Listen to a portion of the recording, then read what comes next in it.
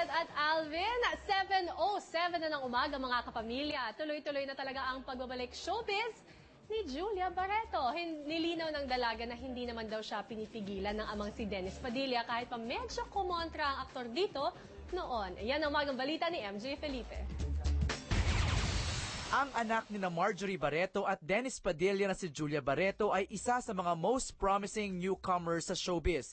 Excited na si Julia na sumabak sa pag-arte. Hopefully this year na ako mag-start. Gusto ko drama talaga yun. Pero bali-balitang kontra si Dennis sa pagpasok ng anak sa showbiz. Agad naman itong nilinaw ni Julia. I talked to him naman about it and then na-explain niya naman sa akin na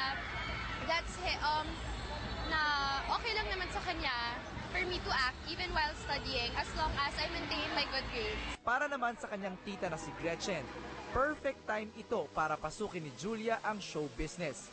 Payo niya, dapat 100% ang dedikasyon ng batang Barreto. So of course, I'm getting advice from them and then, you know, I watch their shows rin. So I learn from the way they act. Ngayon pa lang, marami na siyang gustong makatrabaho sa industriya. I really want to work with Vilma Santos and Maricel Soriano.